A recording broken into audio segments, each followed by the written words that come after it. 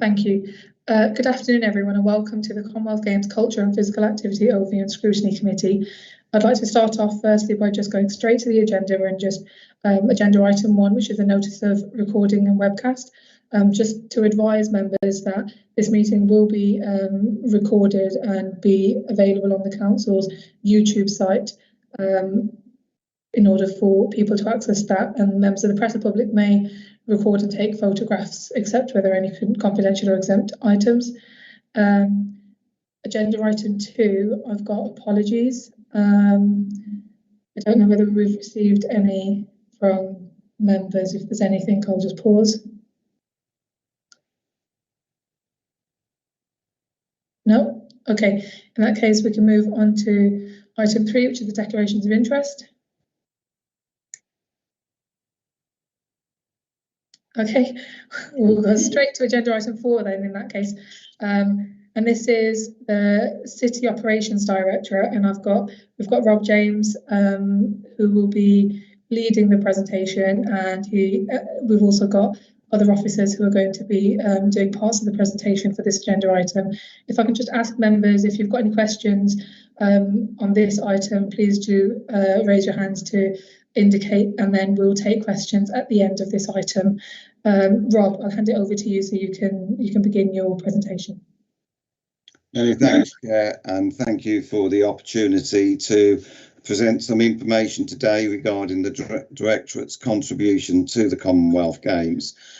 You have in your pack a presentation that has been prepared, and although I don't intend to read out everything that's in the presentation and in your pack, I think it does provide you with some key information about the contribution we are making to the Commonwealth Games, and also how we will continue to use the opportunity the Commonwealth Games brings to the city to strengthen our relationships with both partners and with the community to take this forward. So if I could sort of move on to just describe to you how I'd like to shape the discussion this afternoon.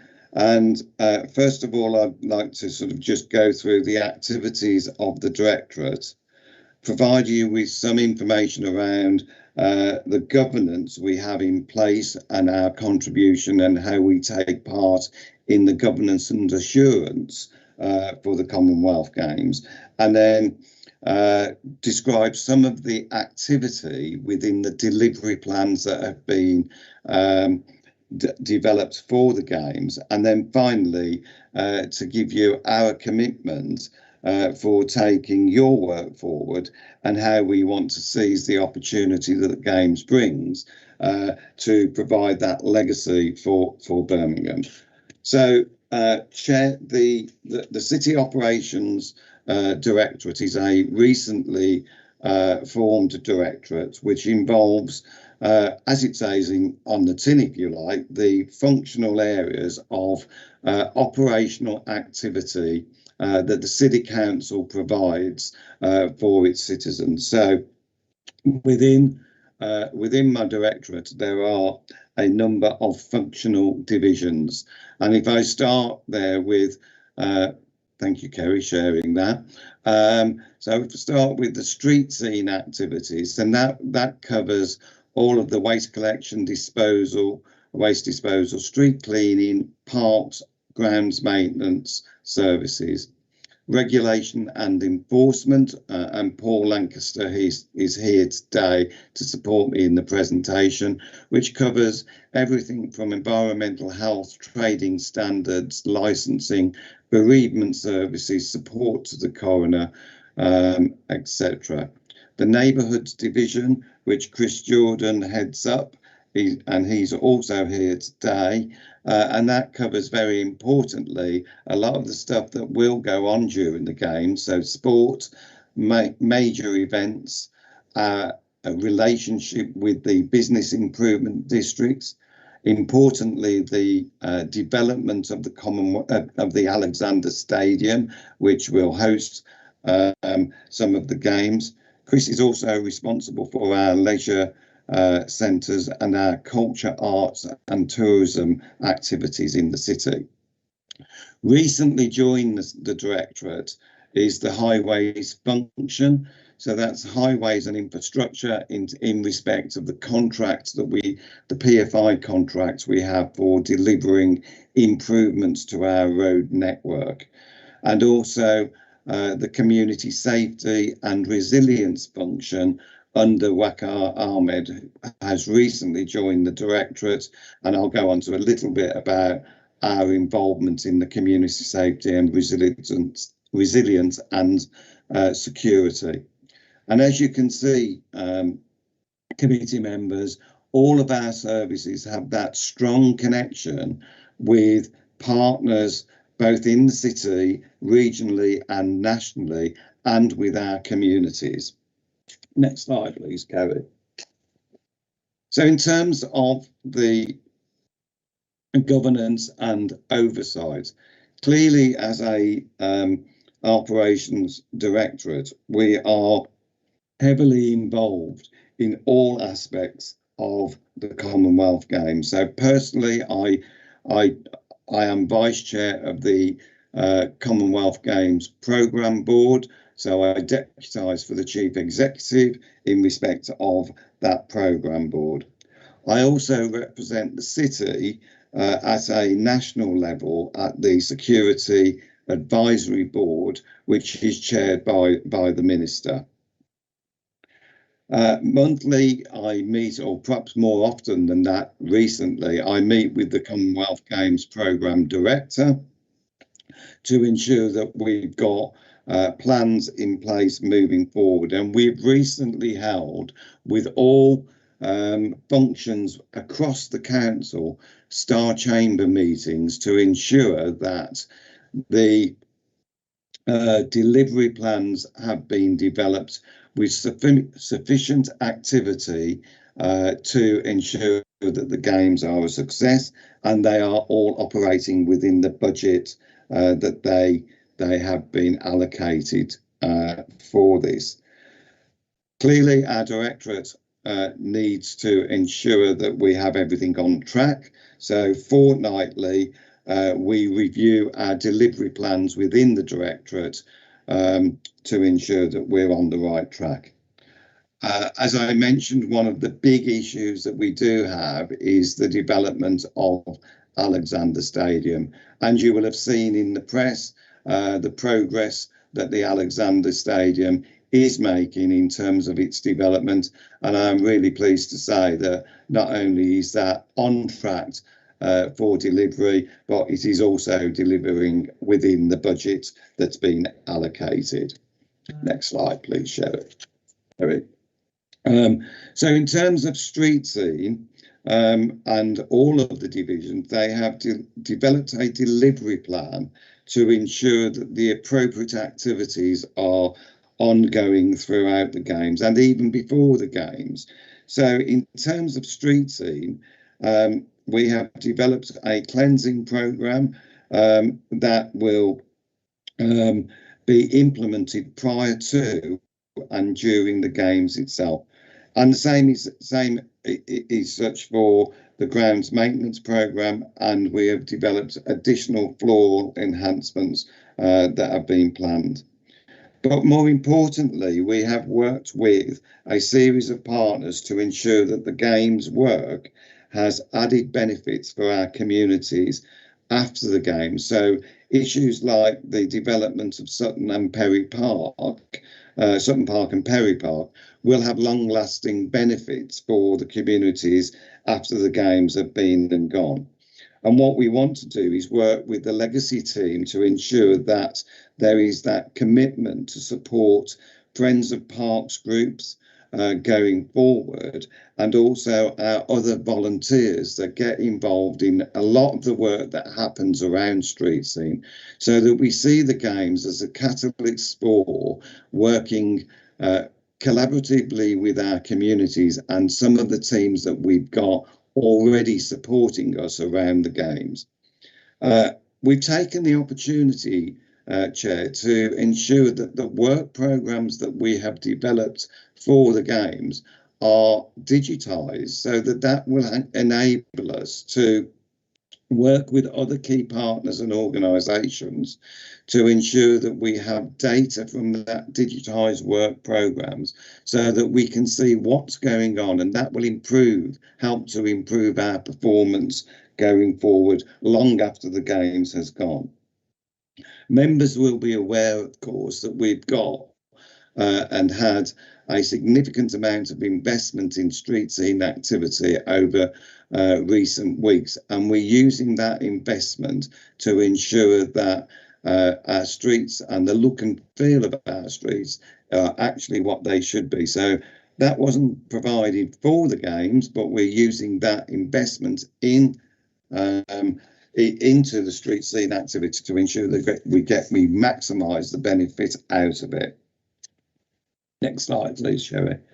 I'm going to hand over to Paul Lancaster to just describe some of the activity that he has been developing within his delivery plan around environmental health, trading standards and licensing. But clearly, one of the big things that Paul has taken forward is the opportunity here for us to work more closely with enforcement regimes across the West Midlands and have a consistency of approach in our enforcement activities. So Paul, can I hand over to you, please?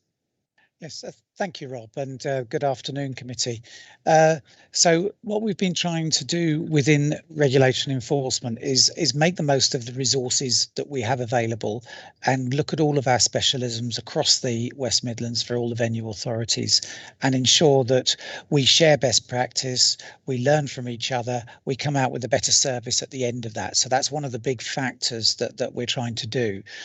As a service, we will be responsible for the sports ground certificate. There's for the Alex, for instance, and we've also got the Edgbaston one there.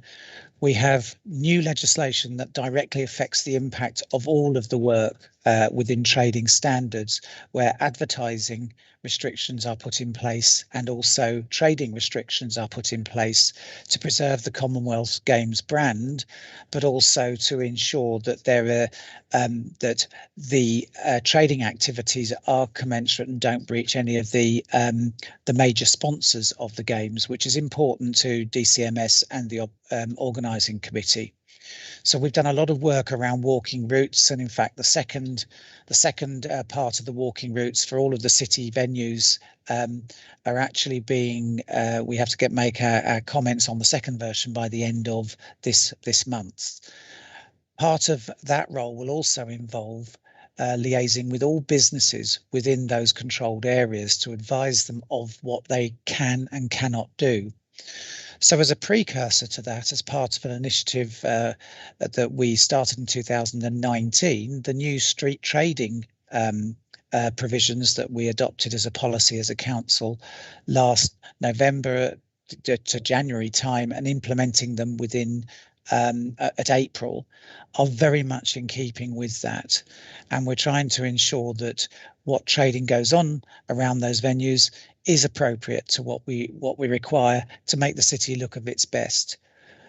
Not only are we working outside with other venue authorities, but we're also working internally with colleagues like Kevin Hicks in Highways, Darren Share in Waste, and Chris Jordan from the neighbourhood side, because it's so fundamentally important that we provide if you like, a network of services that are all joined up and are better for the city when it's on display to the world, but also better for all of the regular service users we have and for members.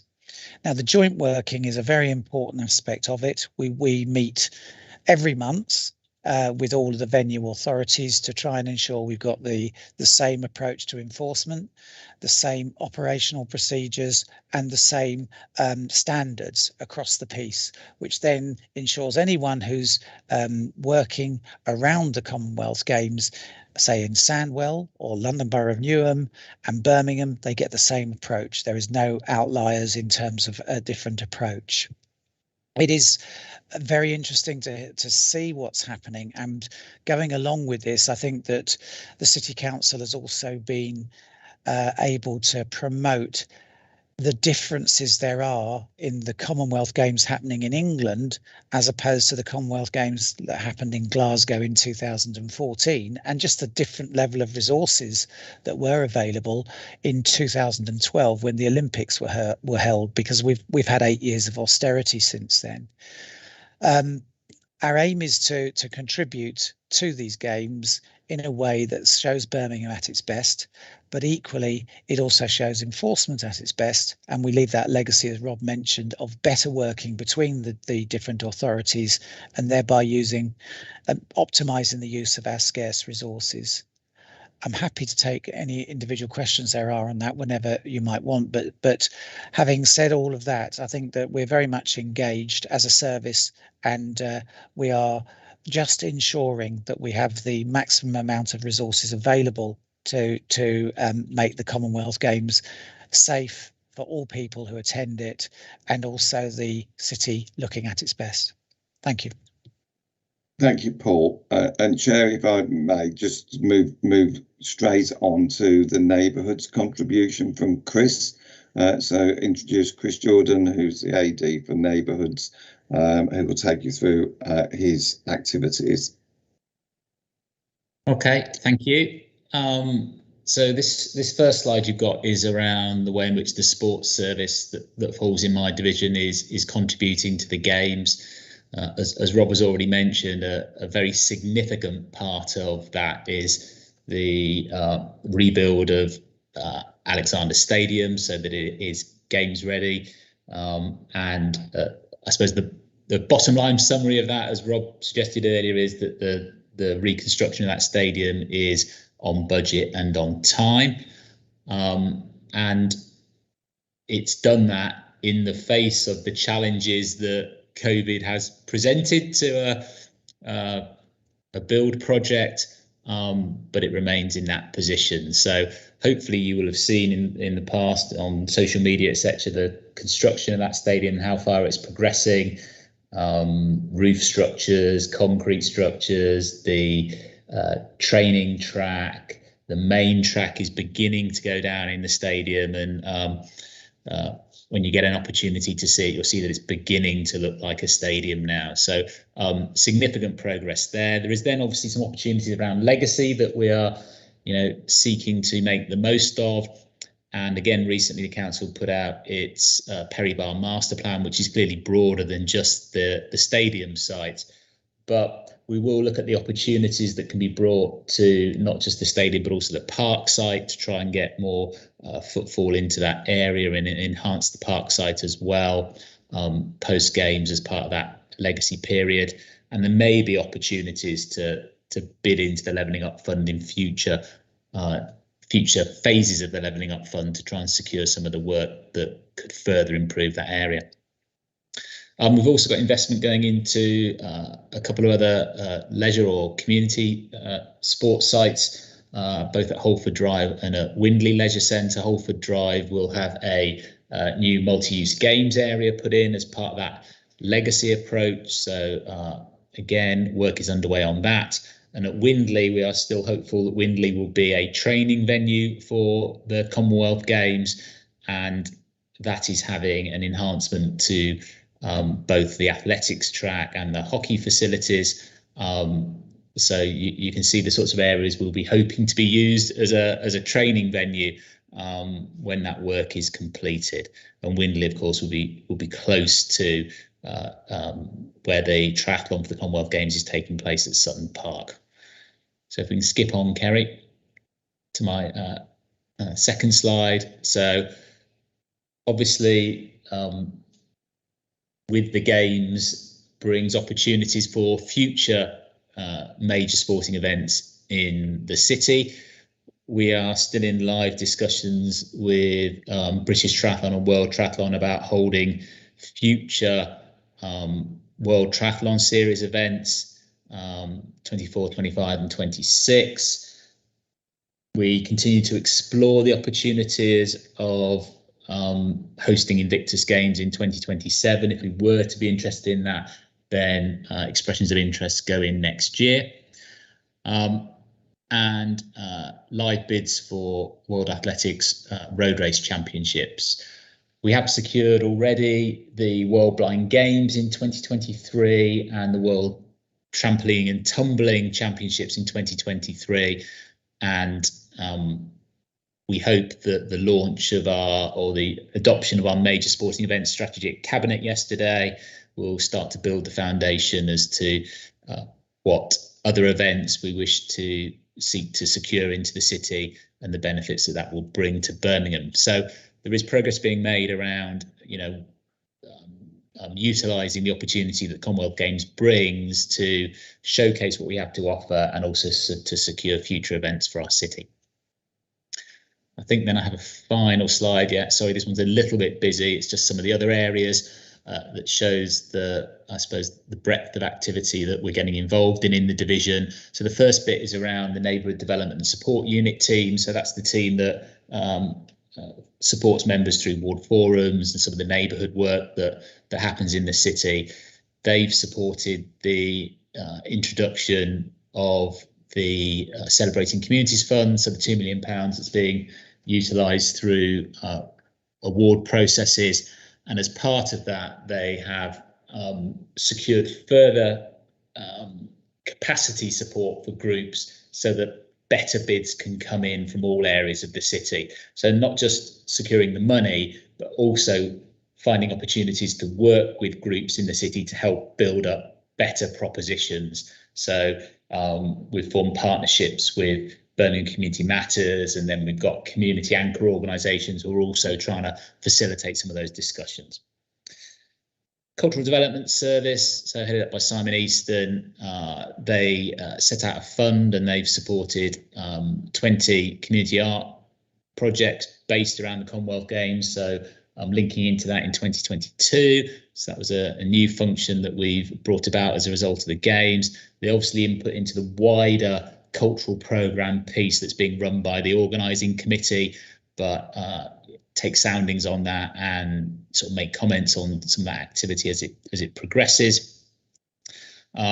Secured some individual activities such as the Amal Puppet Tour that's coming into Erdington later on in this year, and involved in Queen's Baton Relay, etc. So linked into a number of opportunities that exist around the city. The Cultural Development Services tends to be tied into a number of things.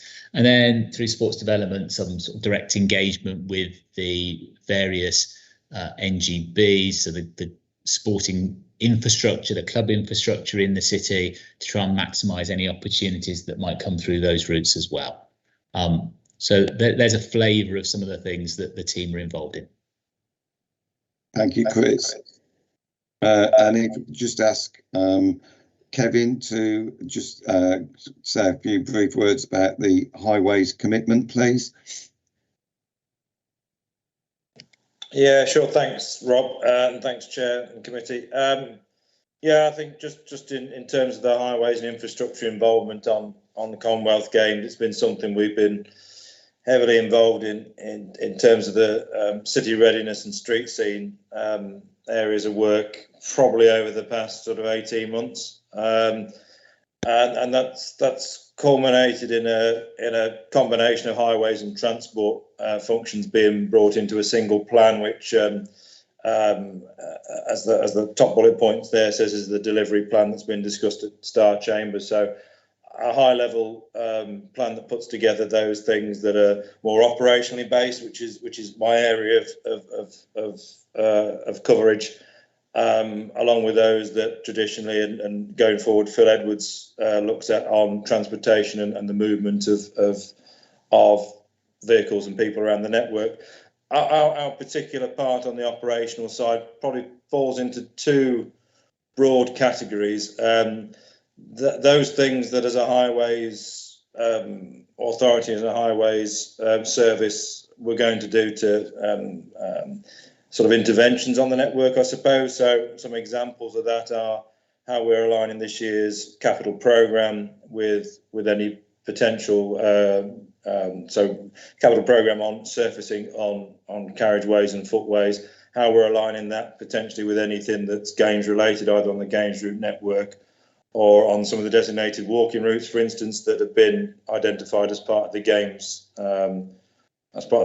project, and other things such as how we will potentially look to expand on those services, those operational services that we run, and that's everything from sort of painting of street furniture and the responses to defects when they occur on the network, how we will look to enhance those services both ahead of and during the games time.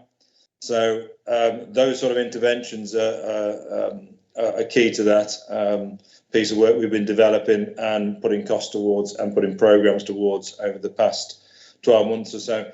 And then the second part of our role really is our highway authority as if you like, an enabler or as a supporting service. So again, an awful lot of other activities that are going to take part in the games are going to be reliant on certain highway services and certain approvals being given by my service, whether that's around traffic regulation orders for things like controlled parking zones around the stadium site, or whether it's simply looking to put city dressing on street lighting columns, etc. There's an awful lot there. There's a highway service we're having to gear up to and feed into as an enabler and supporter of other parts of the game delivery. And with a culmination that over the next few weeks and months we're producing what effectively is a living document, a more detailed version of that delivery plan specific to the highways operation that pulls all that together, that shows and demonstrates how we're going to be pulling that together in a coordinated and programmed way within both my service, and then I think, as Paul's touched on earlier, how that also stretches across into other services that part of the street scene and public realm, particularly in Darren's area around street cleaning, graffiti removal, etc. All that pulling together into a single delivery plan to show how we're going to make sure that we're in a good state fit for people to visit during the games. Thank you, Kevin, and I do apologise, Chair. I had got Darren Chair on the line, and I didn't introduce him at the start. So any difficult questions will come to Darren at the end. But just to finish off in terms of the divisional activities, community safety and resilience. It was reported to you, I think, on the 7th of April. But just to say that clearly, safety and security matters are clearly defined in our host city contracts. And whilst Birmingham City Council is the lead for safety and resilience, and West Midlands Police lead the security programme, clearly all of those programmes are multi-agency, and we work very closely with West Midlands Police and other organisations to ensure that we have that multi-agency approach around safety, security and resilience as we go into the games next year. So finally, Chair, happy to take any questions, but really just to give you that commitment that we are here to answer any questions. We are happy to come to your scrutiny committee at any time to give you progress on what we are doing and how we are implementing our delivery plans.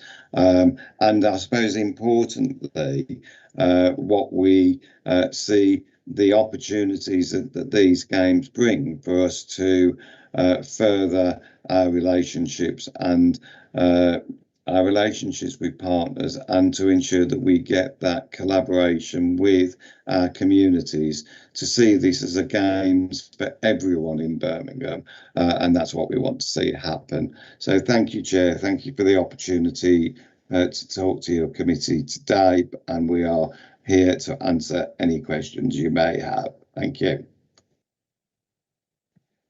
Thank you, Rob, and Paul and Chris.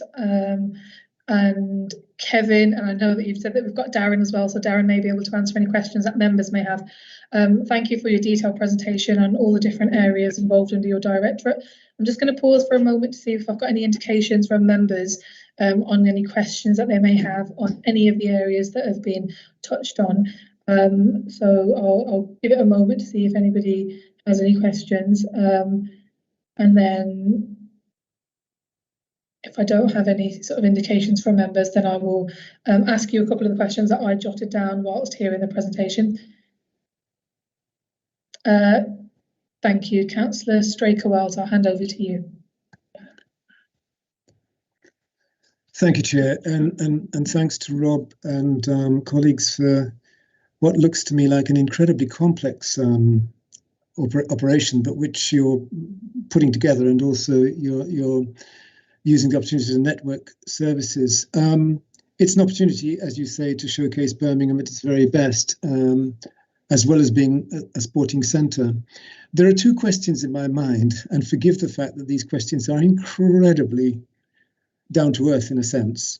And this I suspect is for Kevin, will roadworks be placed on hold in certain places during the events? I say this because it's not just highways that does things like resurfacing, but you've also got things like Severn Trent and so on. Where are the likely hotspots for difficulties with traffic, transport and connectivity? And then there's one about resilience. How strong can we feel about responding to emergencies? And another one about resilience and work with the police. Will there be additional security patrols that could take staff away from the usual regions they work in? And having asked those questions, I would just like to say how pleased I am at some of the support that's coming in the direction, for instance, of Friends of Parks. I mean, Friends of my own park, Windermere Road, playing fields, my joy at the Celebrating Communities Fund, and also my joy at the Arts Fund, because I know we want to see this as not only being a celebration of sporting activity, but also sporting creative arts. Thank you, Chair.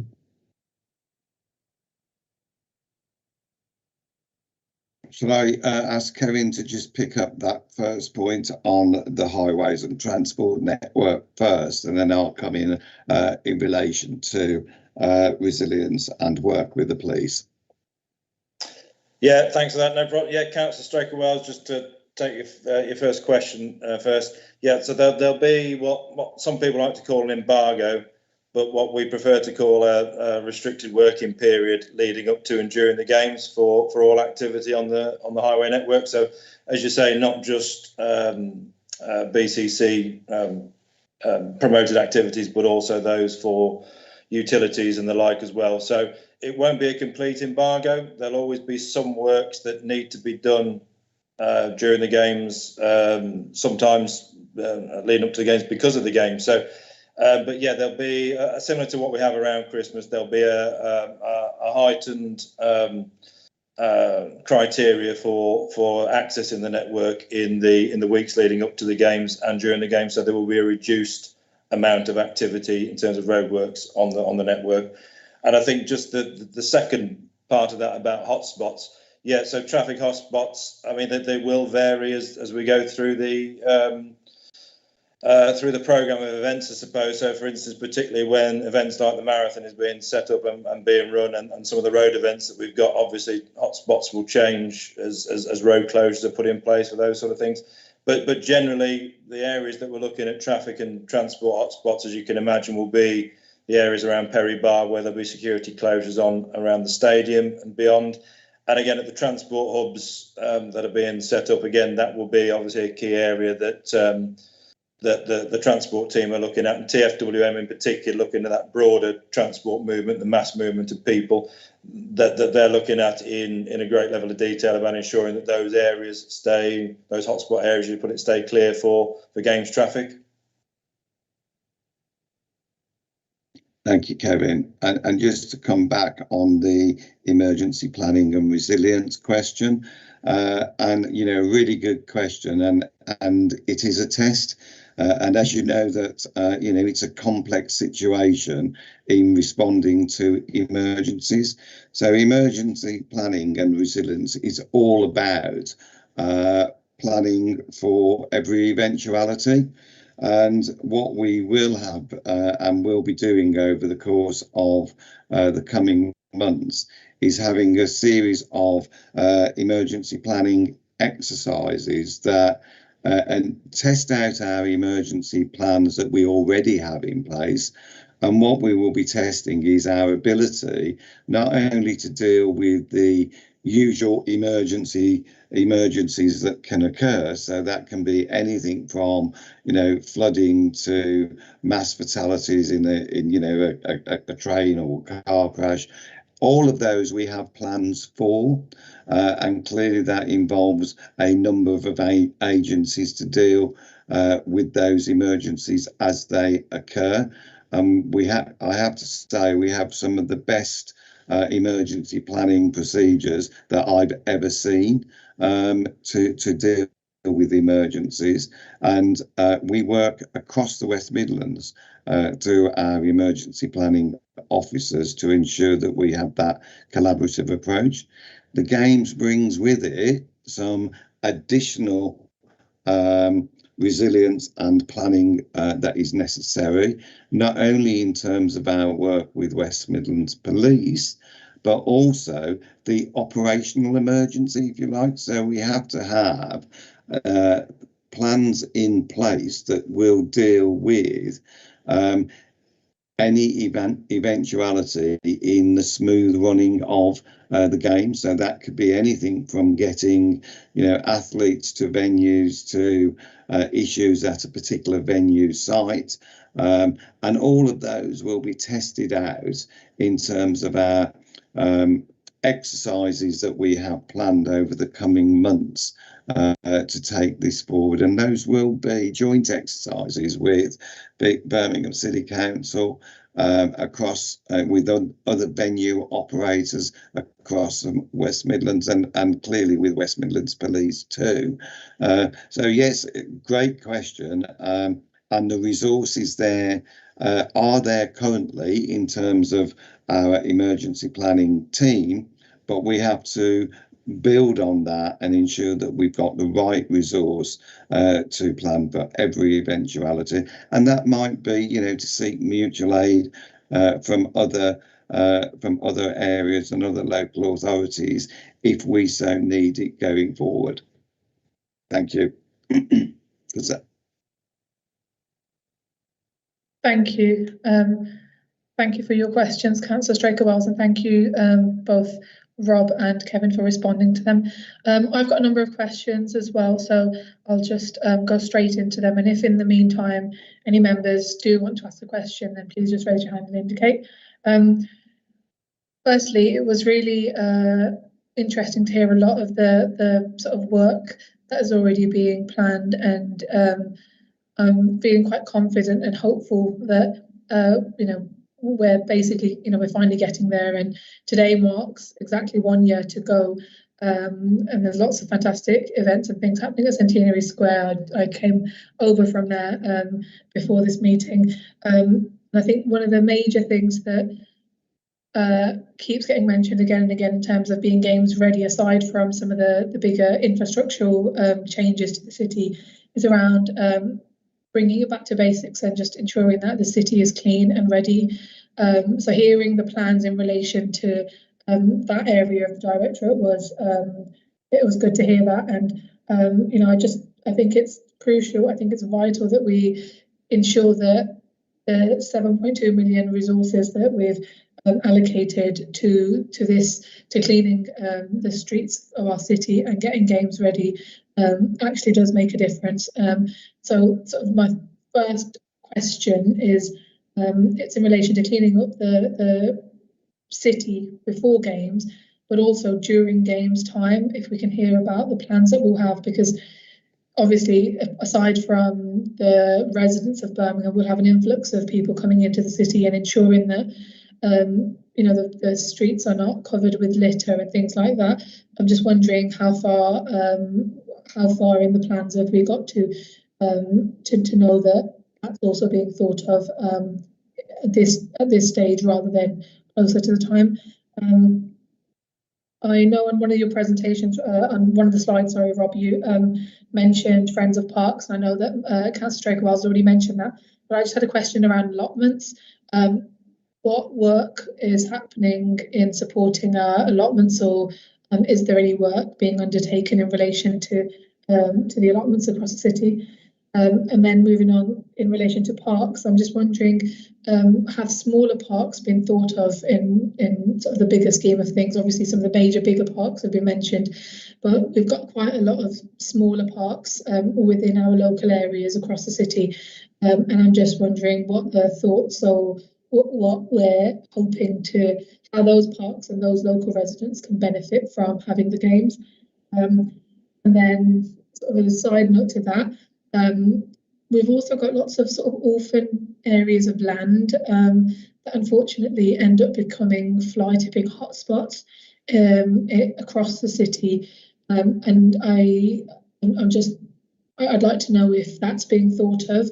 You know, is there a way that we can, within this programme or within your plans, get them adopted by communities and neighbourhoods, similarly to how you have Friends of Parks, maybe put something in place so as a run up to and then during games, so that it's not a complete eyesore, but also in terms of a legacy aspect, we've done something with those bits of land, whether it's BCC land, whether it's housing, whether it's whoever's it is, and you know, it's basically just not dumped on, and it's looked after, whether that's putting planters on and making it look pleasant for the local area, so that people who are coming in, and when we've got all eyes on our city, it, you know, we don't end up having sort of bad news stories coming out about how the city isn't even clean, let alone, you know, putting on a show for the rest of the world.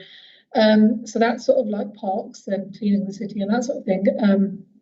I've got a question on for the transport plan. I know that there will be a detailed games transport plan which will outline things like road closures you've already mentioned.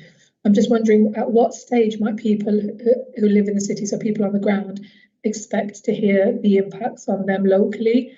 And I suspect that as we get closer, and as we, you know, we're close to the games and we know exactly who needs to travel from where and when and that sort of thing, you know, things will be getting updated as we get closer to the games. But I just would like to know, one, at what stage will that information be put out, and then also what would be the mechanism for people to get regular updates in terms of this has changed, or there's a road closure here, because I'm just thinking that obviously that needs to be mentioned in the detailed transport plan. Just a second, I think Chris mentioned the stadium and the build. We have had the benefit of visiting the stadium previously, and we will probably mention this later on in the meeting, but we're looking, as a heads up to committee members, we're looking to visit again, hopefully sometime in September, so we'll be able to see some of the developments that you have mentioned. Looking forward to that visit. And my final question is in relation to the Commonwealth Jubilee Walkway. It hasn't been mentioned, and maybe perhaps Kevin, if you could, or Rob, or whoever it's relevant to, could maybe mention how it will tie in with the carriageway programme. So I think committee members may or may not be aware of the Commonwealth Jubilee Walkway, and just if there's any more information that you've got on that. And I'm also mindful, obviously, Rob, you're looking to go hopefully soon, and I completely understand that you need to leave soon. I've just noticed the time. You have been here for 45 minutes, but maybe if some of the questions, if the other officers could hang back, and if you're able to address some of them, then I'm more than happy for you to leave if you need to. Thank you, Chair. It's some great questions there, and I think I'd just like to kick off really, and then I will leave it to the ADs to come back on the more detailed questions. And I have to say that you know, in terms of our delivery plans, you know, we have got those really well developed in terms of the look and the feel of the city, and in particular around the street cleaning activity, which Darren will go perhaps into a little bit more detail on the cleaning schedules and what we can expect from that. And in addition to that, the way in which we are using the recent investment into the service around working with communities, particularly on some of the issues like the orphan land that you mentioned, and in particular on our fly tipping and enforcement activity that's going on shortly. So a report was agreed at Cabinet yesterday on our approach to fly tipping and enforcement, which I think is really important for us to mention here. But I'll hand over to Darren and then the other ADs around the transport plan and the Jubilee Walkway. And thank you, Chair, and I do apologise, I have to leave now. Darren. Okay, thank you. Good afternoon, everybody. So yeah, just give you a bit of an update on where we go, because yeah, the cleanliness of the city and the way the city looks with a billion people looking at us is really important. So there's been quite a lot of work to identify some programme to get tackle some of the issues in advance of the Commonwealth Games, and that's the 7.2 million that's been mentioned earlier by Rob. Part of that work is tackling fly tipping. We've doubled the number of enforcement officers that we've got on the streets. We've also bought more cameras that will be going up into those hotspots to identify people that are illegally putting waste on our streets. But we are also starting to roll out additional bag crews that are going down streets, picking up sacks that are coming out on the streets. And for example, the crews that we've got in operation, they're averaging around about 10 tonne a day that they're getting off the street, which is additional to the resources that we've got at the moment. We've also started to roll out mobile HRCs into prominent hotspots where fly tipping is, to help residents be able to dispose of their waste in the most appropriate manner. That's proving very successful, and we've got that in one area of the city. We're just about to try and roll that across the rest of the city. But as we go in, so that's the initiatives that we've got at the moment to tackle some of the issues that are around the cleanliness of our streets at the moment. As we start to move into the Commonwealth Games, our activities ramp up from around December this year. So we've mapped all the routes that are coming in. We've mapped all the activities around the Commonwealth Games, and we are intending to increase the size of our service by about a third, with additional resources coming in to work with existing members of staff to tackle all areas of the city, but provide an additional resource where we know we're going to have hotspots of both people and activities. So lots of teams have been allocated towards the main areas within the city centre, because we know we're going to get a massive increase, and also throughout the games. We've learnt a lot from other cities. We've been sharing practice with Glasgow, Manchester and other Commonwealth cities where we can, and we've learnt about how litter and how the streets react, and so we've put plans in to match and to counter those issues that we know we're going to face every day during the build up to the games, but also throughout the games itself. So we have got a rolling programme of increased resources starting dedicating to the Commonwealth Games areas from December of this year right the way through, and culminating into the games itself. And part of that will be to work with partners to tackle those pieces of land, because a lot of the land where fly tipping currently happens is not on city council land. It's on private land, which takes can take quite a bit of time to work through to find the owner of that land and then work through that process. So as Rob mentioned in the presentation, we are currently working through the legal side of that, of what we can do and what we can't do. We are increasing our support to community groups because we've asked communities to get involved in the cleanliness of their streets and their parks, and they are coming forward in massive numbers, really, and a massive increase of community involvement over the last 12 months through COVID. But now people are really starting to want to get involved, and we've got all sorts of opportunities to get involved. We provide equipment, training, bags and collections for anything that's picked up from any group or individual that wants to get involved in looking after their street. We are also developing partnerships with some of the key partners and some of the key organisations that operate in the city to provide a coordinated approach to cleaning all areas of the city, and not just city council land, but all areas of the city. And one of those areas that we are really keen to tackle is graffiti. We know graffiti is on the increase. Tagging seems to be quite getting quite prolific across the city, and we're working with highways colleagues as well as private organisations to see what we can do to not only tackle it but deal with it and stop it at source. So number of activities that's going to go on throughout the games. Allotments. I think you're right to raise allotments. Commonwealth.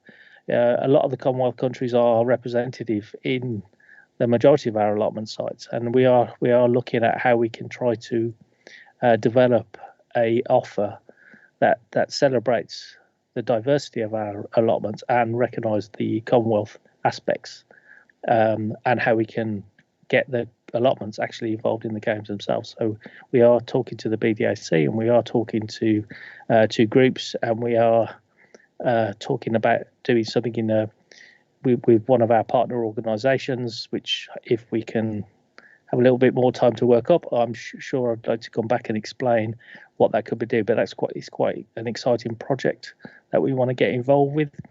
With growing and cooking, so that's quite an interesting one. Smaller parks. So again, with the aim of the games and the aim of what we want to do, especially within parks and street scene, is that we want to get people involved in all aspects of the games and volunteering and getting involved in the management of their assets in the city.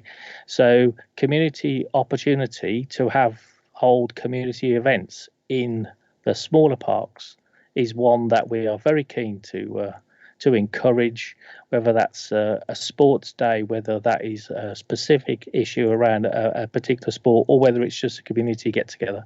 We're looking at ways that we can encourage and enable communities to come together during the games in a safe and proactive manner. So we'll love to get more people into both our large parks, but also those local parks where it means so much to local communities. Fly tipping is also the big issue in our parks and on our streets.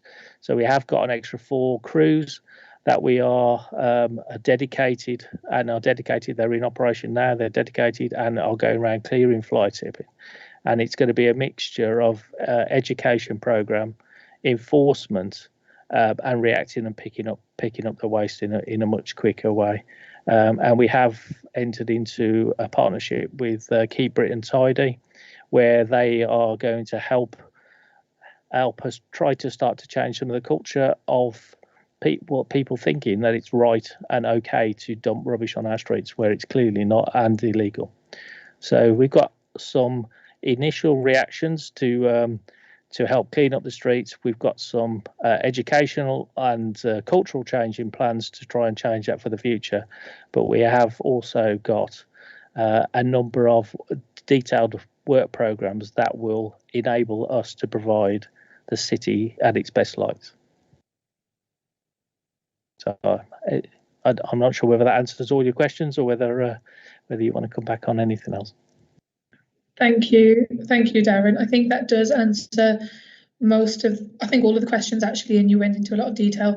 The one thing I do want to add and just mention, and Councillor Straker-Wells has dropped a message in the chat box as well in relation to the thoughts on parks and allotments. The project sounds really interesting, and maybe we can get some more information, because what better legacy is there than having something like getting the allotments involved and encouraging what you mentioned, growing and cooking. That sounds positive, so it'd be good to hear a bit more about that at a later stage. I think I would just hand over to Kevin to just address some of the other questions I had, and I have noticed, Councillor Janet, you've got your hand raised, so I'll bring you in after this. Thank you, Chair.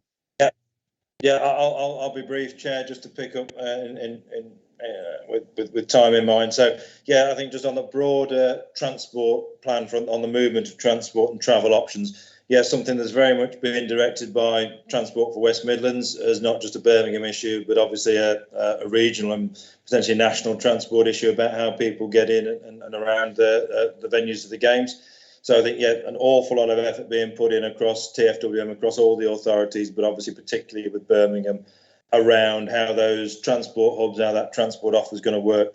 And obviously the principal message being given around that is around the ability to be able to move to sites and around sites by public transport, with also quite a bit of emphasis on, as I've mentioned before, the designated walking routes and the ability to walk from transport hubs to venues and indeed between venues in some cases on foot. So I think big push by that, and there is a really concerted piece across not just the local authorities but also other key transport providers and like National Express, like Network Rail and the train operating companies, to ensure that that's got a complete and holistic message behind it that ensures people are travelling in the most sustainable and expeditious way to get to the venues. I think just on road closure details, that is something that will keep emerging. I think that there's two things that I'm very conscious of with road closures. Is one that's, as I mentioned earlier, is very much around what we call the security overlay for some of the sites. So particularly around Perry Bar, there will be a security cordoned area, if you like, that will involve areas like Aldridge Road being closed, and those are things that we've been developing with partners on those sort of major sort of issues over quite a period of time now. The more detailed road closure issues, I think, will come around some of the road events, so marathon and triathlon, and I think that they are matters of. I mean, the marathon route is something that is just being finalised at the moment, and therefore that information will start coming out over a period of the next few months. And again, that was something that will largely come out in the case of the road events through the organising committee or the responsible entity for the marathon.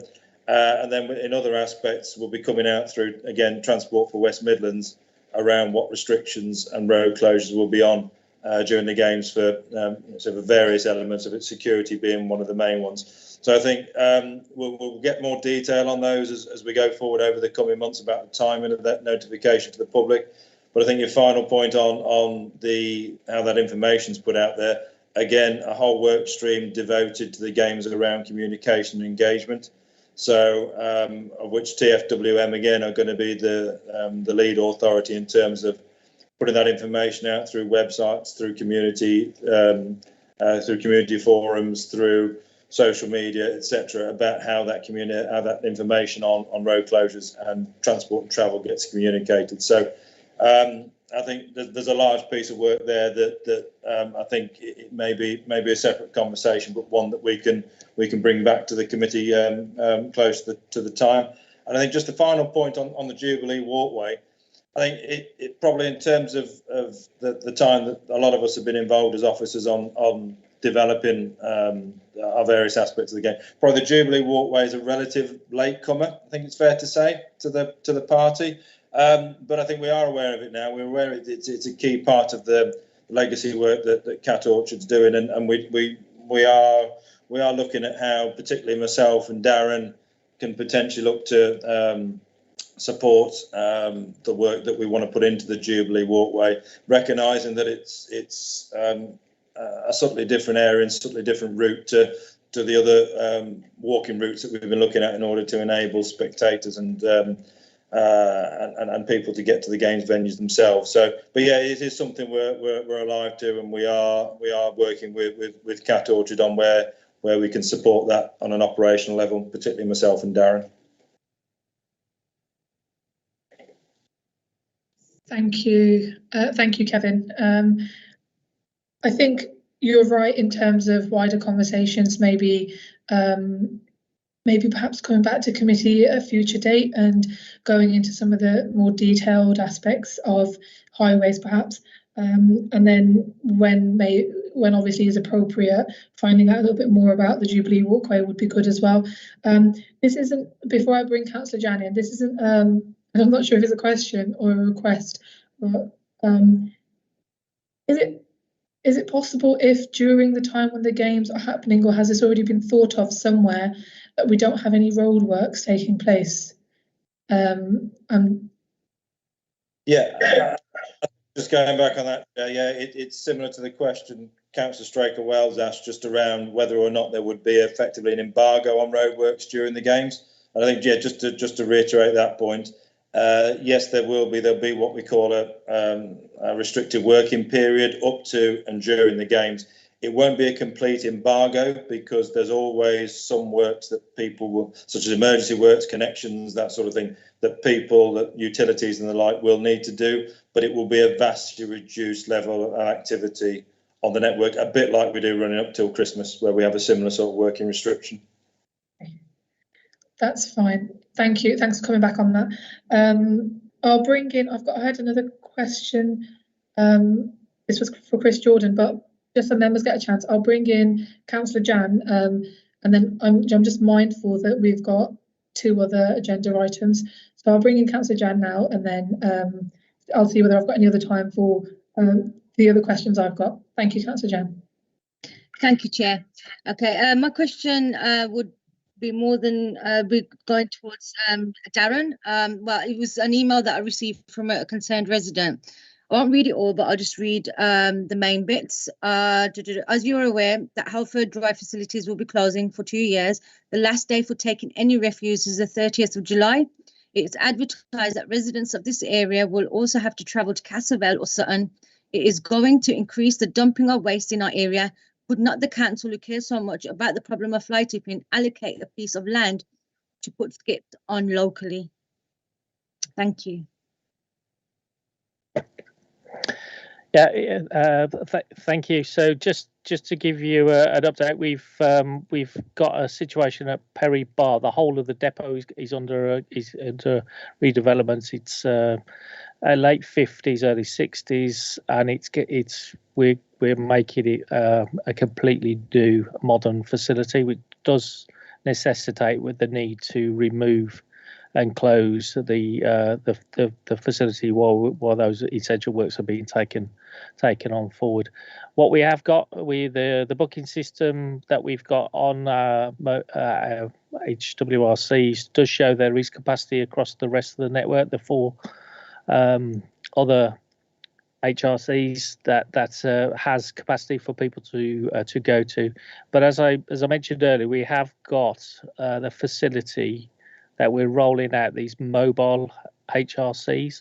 That will be a compactor vehicle and a recycling vehicle. They will be travelling around certain parts of the city, and we've got one in operation at the moment. The second one has just been delivered, and that will be operating through the central and eastern belts around and up to Perry Bar.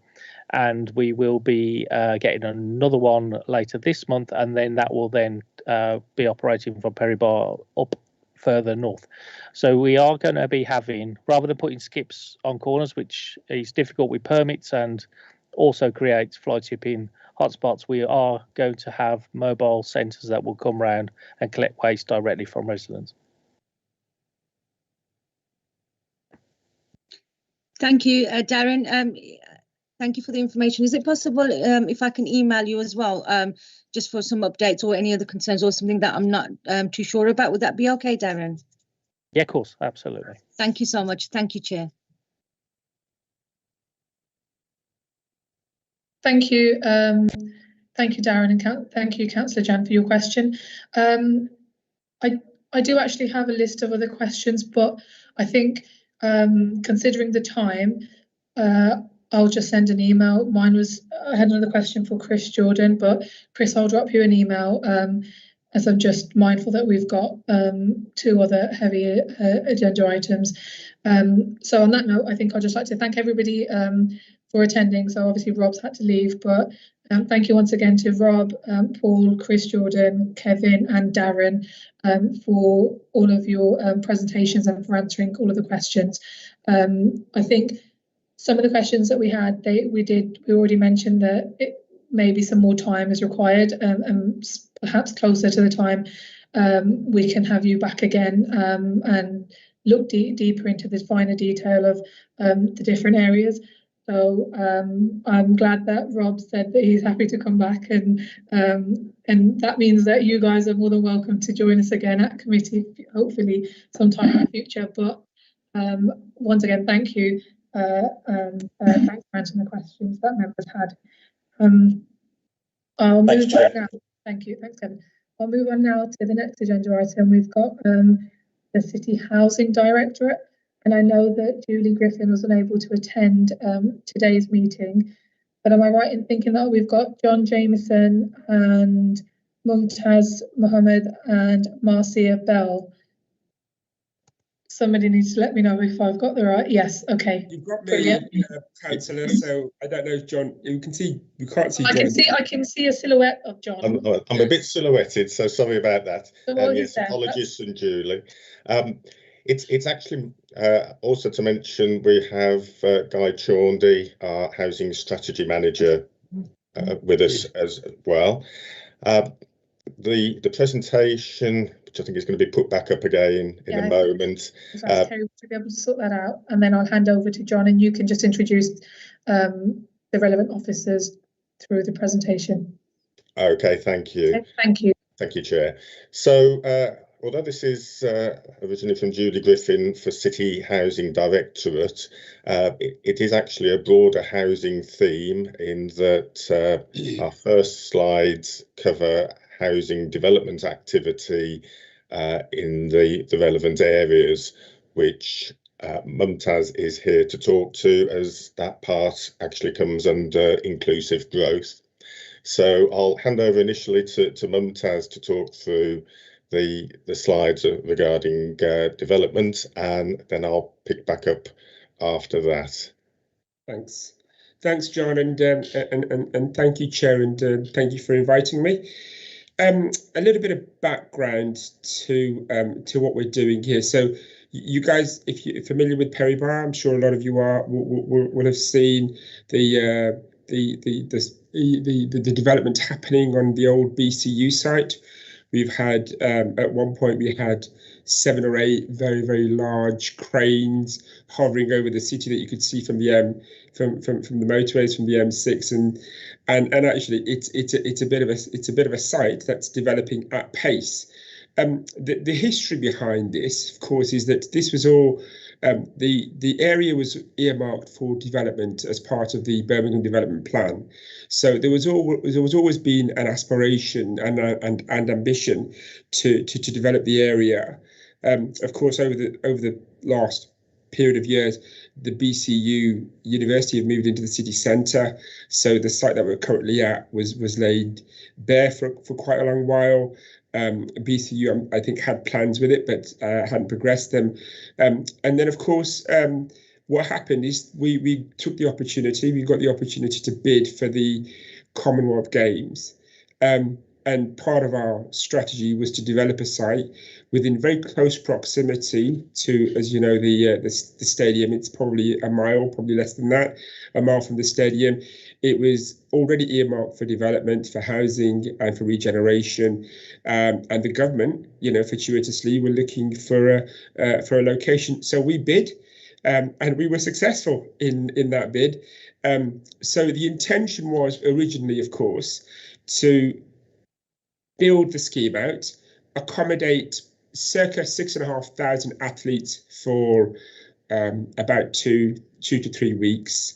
And then once the athletes had gone, we would go through a retrofit, a legacy fit out exercise that would make the 1,400 homes at the time fit for permanent occupation, and then dispose of the site in the right way, in the right manner, to the right type of tenants. So the planning permission was granted for 1,400. The planning permission was granted for 1,414 homes as part of the Athletes Village, and that's the journey that we embarked on. Of course, what happened since then is we've had COVID, and we've had all sorts of re-engineering done. So where we are at the moment is we're building some of the plots at the moment. The rest are due to be built out further down the line. Overall, the scheme as a whole is set out into 2 phases. So you've got phase 1, which is the existing, which is the old BCU site, which is to the kind of the middle of the plan. That's it. That's phase 1. And that's what we're building upon now. And then there's phase 2. So the expectation that phase 2 for games time would be used for the athletes for kind of dining and medical facilities and transport hub and all sorts of other things at that time. And then post games, it would be redeveloped to accommodate an additional, as it says there, 500 homes. So the aspiration that we've got is that we would build out, and we still have that aspiration, that we will build out just short of 2,000 homes over the next, say, 10 to 12 years, if not sooner. Can you go to the next slide, please? Okay, so where are we at the moment? So the planning application for phase 1, for want of a better word, is to deliver 11 plots and to deliver 1,414 homes altogether. What we're building at the moment is plot 6 to the south, plot 7 to the west of plot 6, and just north of those 2, plots 8 and 9. The remaining plots, so that's plots 1, 2, 3, 4, 5, 10 and 11 have not yet been built out. There are plans at the moment being developed to build plots 3, 4 and 5, and they are going to be mainly houses. The remaining plots, being plots 1 to 11, 10 and 11, will be built out probably post games. So that's the kind of opportunity. If I can go into a little bit of detail behind the plots. So plot 6 is, as we see there, 268 units. That's going to be an extra care facility. And there's going to be some owner occupiers in there. There's going to be some shared ownership in there. There's going to be some rental in there, and that will be run by an extra care facility provider that we're currently going to the market on at the moment to procure. The likelihood for plot 7 is that there will be private rented sector. So that's if you look at the site, it's the tallest building. It's a bit of a landmark. It goes up 15 floors, and it's got some spectacular views. So that's going to be private rented sector. Plot 8 and 9. So plot 8, we are looking at taking out to the market to sell the individual units. And then plot 9, we haven't yet decided on whether that's private rented sector or whether that's private sale. We'll hold back on what we do with plot 9 once we've understood whether the market is, depending on how successful plot 7 and plot 8's sale are. So if there's a high demand for private sale, then plot 9 will probably go that way. If there's a high demand for private rented sale, then it may well be that plot 9 will go to the private rented sector. And then, of course, the other plots will be developed further down the line. So that's kind of where we are at the moment. The blessing that we have as a consequence of the games not being delivered is that originally the plan was to develop all 1,414 homes, and then post games take 1,414 homes out to market. What our experts are telling us is that that would have effectively flooded the market with property, and we just would not have got the return that we have invested into this site if that had been the case.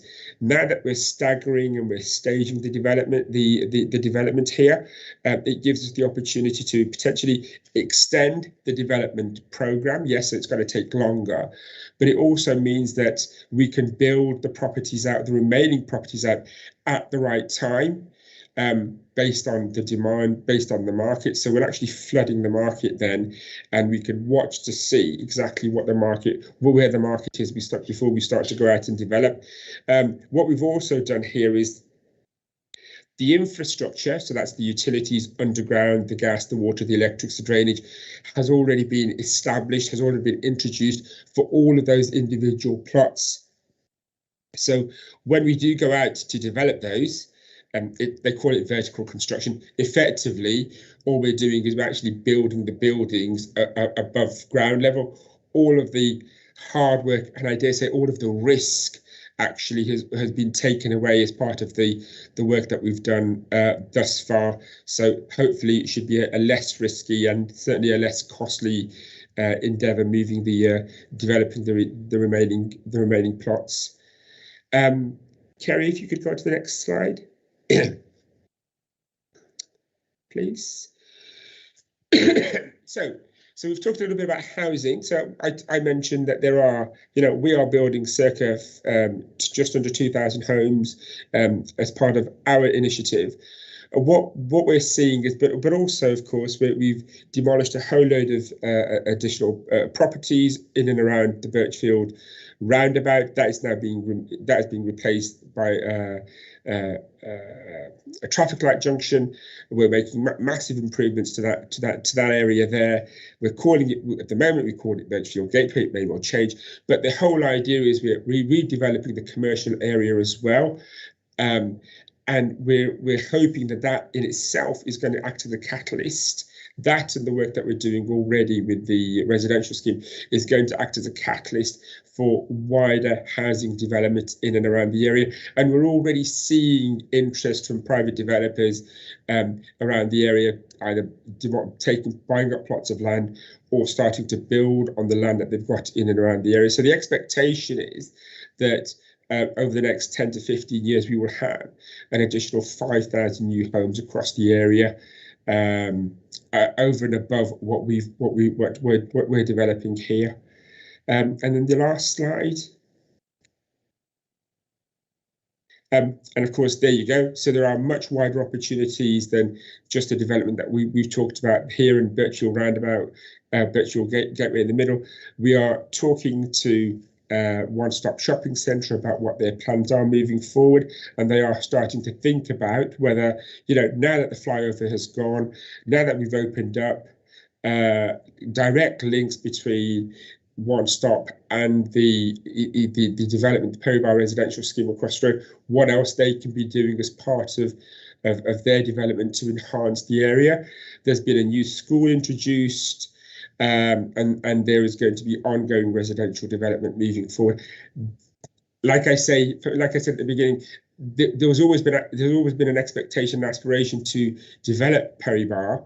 But what the Games has given us the opportunity to do is accelerate this development, and it's also brought in funding to help us potentially do a lot more than we would have done had we not had the Games here for us to start with. So, any questions? I can talk a little bit about the estate, unless Rob, John, have you got somebody else to mention to talk about this? I was going to pick up from right here, if you're happy with that, Chair. Yeah, thank you. I was just going to say, if you wanted to complete your entire presentation, and then we'll open up to questions if members have got any. But on things I'm speaking right now, thank you, Mumtaz, for presenting so far what you've told us about housing specifically, and then I'll hand back to John so you can complete your presentation. Thank you. Thank you, Chair. So to move on to our existing housing, so obviously we have a particular focus on the Perry Villa estate, which effectively is a neighbour to what will be the Alexander Stadium and the new stadium. We've approximately £500,000 available to support work on our estates, and obviously we'll look to focus a significant element of that at Perry Villas, working with our repairs and investment contractors, but we're also working to work closely with local members and residents. If we can perhaps just go back to the previous slide, thanks. We're looking to work with local members and residents. I understand that there is an estate walkabout has been organised for the 14th of September to look at opportunities for what works we'll undertake. A lot of that will be to improve the visual, the cosmetic look of the estate, looking at flower beds, other improvements. We'll also be working with our neighbourhood estates teams to ensure that not just Perry Villa, but all of our estates that are in any way on key routes to the stadium or on key routes to other activities across the portfolio of the games. We'll be looking to ensure that we are keeping those areas clean, tidy, looking the best that they possibly can, and working with our residents and tenants in those estates for them to be looking to take a pride in their area and the visual impact it will have for the games in Birmingham. We'll also be ensuring with our repairs and maintenance contractors that all capital work is up to date and any responsive repairs are being dealt with. We have for our housing revenue account land, we have our tipper crews as well to ensure that all fly tipping is being dealt with immediately. If we could move on. So Oscott Gardens, Marcia is with me to take any detailed questions, but Oscott Gardens is a series of buildings that were originally built as student accommodation that is now no longer in use. They're actually excellent properties, all empty at the present time. So we're currently exploring the use of the Oscott Gardens site for use as temporary accommodation to support homeless families and to reduce the reliance on bed and breakfast. Again, we have opportunities to work with our investment contractors to undertake any improvement work necessary to the properties, and this would be a fully managed scheme. There is a site office that we would have staffed so that again the site would be in use rather than a series of empty properties close to the stadium, but being operated in a very managed way. If we could take the next slide. So in terms of opportunities with residents, we're already working closely with Chris Jordan and his neighbourhoods division, because obviously this goes wider than just council tenants. It's about those opportunities for all residents of Birmingham. But we have our resident engagement team in respect of our council tenants. The resident engagement team is already working closely with colleagues on the Commonwealth Games programme, and we have a great opportunity here to really promote the games, to promote the volunteering opportunities and other opportunities for our tenants through the housing liaison boards and other tenant groups across the city that we are working with and liaising with on a regular basis. And also, as I was saying previously, to look at specifically as well with particular estates and properties on key areas and routes relative to the games to encourage that participation and to take that element of pride in their areas, both during, before and indeed after the games, looking at this as an opportunity for real legacy for our existing housing. And then just the final slide on our set. And really, this was just something that's showing some of the opportunities that have come about from some of the previous games, some of the opportunities for legacy there. We've already talked about the housing development opportunities we have, about volunteers, etc. So these are some of the things that we'll be looking to emulate or even increase upon in terms of housing's offer and participation in next year's Commonwealth Games, and as I say, as a legacy basis following the games and for the years ahead. So that covers our slides in brief.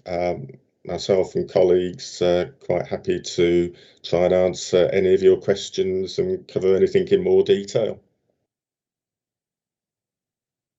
Thank you, John and Mumtaz, for your presentations. I've got an indication from Councillor Jan, so I'll bring Councillor Jan in initially. Thank you. Thank you, Chair. My question is for John.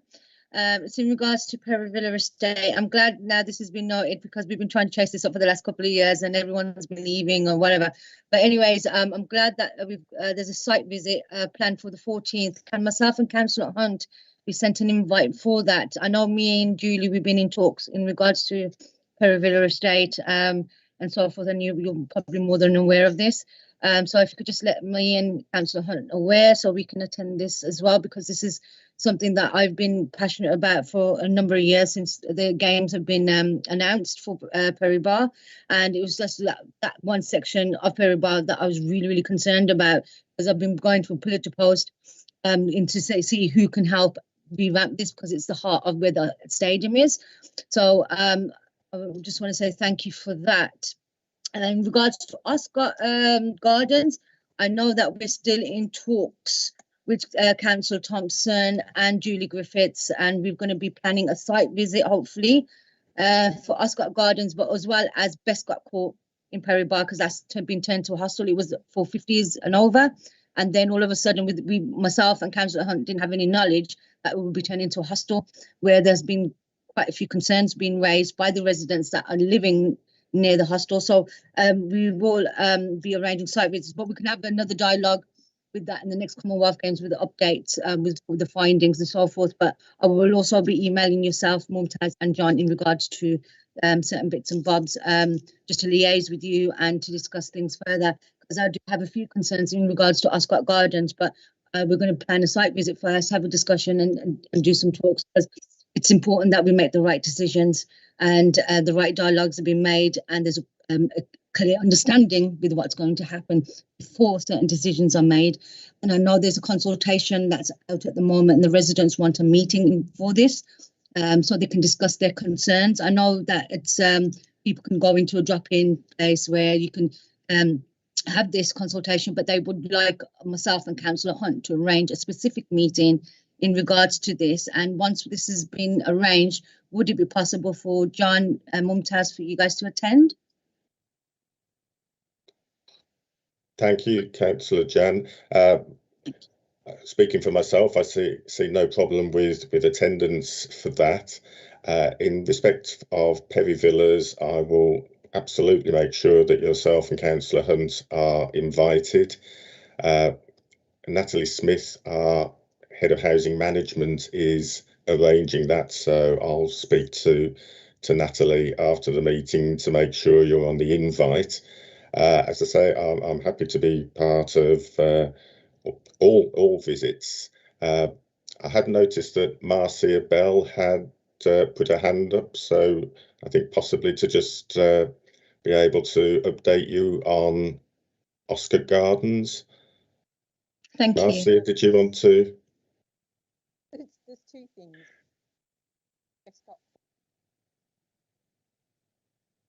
Don't think we can hear you, Marcia. Oh, right. Hear me now? Very faint. Very faint for me, yes. I'm not quite sure. Yeah, I've been dropping in and out. So I'm not quite sure what.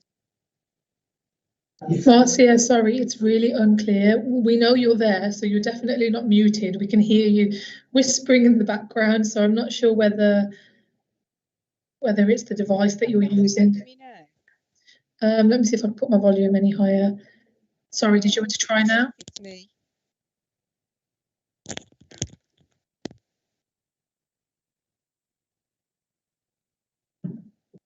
Did you want to try now, Marcia? Can you hear me now? Yeah, I can hear you a bit better now. I think it's I'm having to use my phone, so I think that's the problem. I do apologise. I just wanted to clarify that Bescott Court isn't being used as a hostel. It's actually being used as self-contained flats, but I do take on board that we didn't consult on that. In regards to Oscott Gardens, I think we're going to try and model it after Barry Jackson Tower. So we will be consulting, but there is a lot of security and staffing that's going to be introduced to make sure that the antisocial behaviour is kept to a minimum, and we'll also be operating a zero tolerance policy. So if there is any residents that are creating problems, they will be moved off site as quickly as possible. Thank you. Chair, can I just answer Councillor Jan's questions as well? I'm quite happy to attend any meetings that you've got, and just to allay some of your concerns around Perry Villas. I picked up your original request about a year and a half, 2 years ago, to kind of revamp the site in readiness for games, and what I did is I actually took that I progressed it quite well, in the sense that I'd certainly engaged with my friend John Jameson here, but also engaged with the contractors. Then very quickly realised that we've got a lump sum of money, and in order to get the maximum benefit from that money to give it the best impact, the logic was to do it as shortly before the games. So if we had done any works a year and a half ago, all of the works would have probably been lost, and the impact that we were trying to achieve would have been lost. So I think the timing is right now with John and with Natalie to pick that up and to make sure that we actually revamp the area just in time for the game. So when the eyes of the world are on Perry Villas Estate, it looks its best at that point in time. Just wanted to make the point, it hadn't been forgotten by me. We had worked on it, but it was there was good reason why we stalled it at the time. No, thank you, Mumtaz. Thank you. Thank you. Thank you for responding to those questions. I've got an indication from Councillor Straker-Wells, so I'll hand over to you. Thank you, Chair. I see this as part of the regeneration of the entire area, and just let me say how impressed I am that such a complex building project can be done during COVID. It is keeping to schedule, and the whole thing will climax in 2022, together with the school. And all I can do really is just to applaud the sheer verve, zest and purpose that has brought this to completion. And I won't say any more than I think it is actually a major opportunity for extra homes in Perry Bar and to celebrate a very, very precious asset. But I've got a couple of questions which are not necessarily on the bricks and mortar, not necessarily on the buildings, and not necessarily on construction. And you might not be able to answer them. Looking at them, I'm not even certain if I can. Here we go. Are you getting a sense of how people feel as the games come closer. And I'm saying this from the point of view of, you know, being fairly close, being involved in the locality, perhaps having an idea about how people feel. The volunteers with the community fund, I think, is a superb idea. Any idea how many volunteers there will be? I know this might be an impossible question. And the Stronger Communities programme, which again, I feel very enthusiastic about. But can you let us know what kind of activities are envisaged in all of this? Thank you. Thank you, Chair.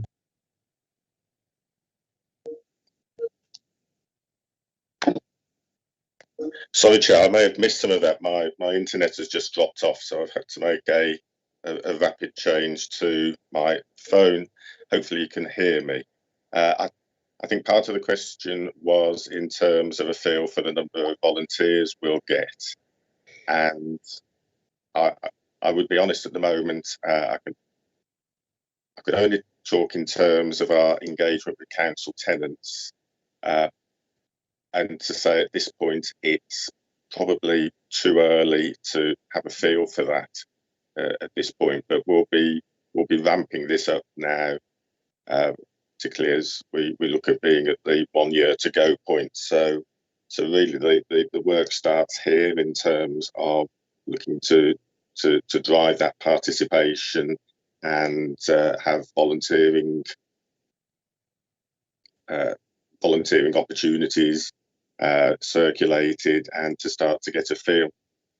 So yes, I have to apologise. I would struggle to put a figure on that at present. And then I'm not sure if there was another part of the question during the point whilst I was off the call. Don't worry, it's an impossible question, but here you go. Can I just, before you go on, Councillor, can I just try to give an answer to that same question? So in terms of volunteers, I'm aware from colleagues that are working with the OC that the expressions of interest has surpassed their expectations. So they've had a significant amount of interest in people wanting to come forward and volunteer. Matter of fact, just before this meeting, I was with a colleague of mine who's retiring today from the council. And one of the questions I asked is, what are you planning to do? And he said, well, he's coming in, he's going off to volunteer as a recruiter for the organising committee, and they've asked him to start 2 weeks early. So they are inundated to the extent that they're even asking their volunteers to start earlier than anticipated. So if that's an indication of kind of where we are, I think it's a very positive one. In terms of the sense of how people are feeling about the games, I can tell you that people are feeling very positive about the residential scheme that we're building around here. They started off with, I don't know, it wasn't skepticism, but a little bit of nervousness about what it was going to look like. But as the scheme has started to develop and take shape, and they can see what's potentially going to happen as part of phase 2, which is a consultation exercise that's just started, it's all starting to come to life for them, and it's been received pretty well, I would say. And just in terms of the legacy as well, the one thing I didn't mention is the social value aspect. I know John mentioned it for part of his slide, but what we're doing here on the scheme is we're spending, I don't know, £500 million of taxpayers' money, and aside from the bricks and mortar, we're doing a significant amount of training and development and engagement with schools to get the, and we're putting a lot of emphasis on buying local, so that there's a lot of inward investment happening. There's a lot of an innovative approaches. We've set up English classes for the contractors on site.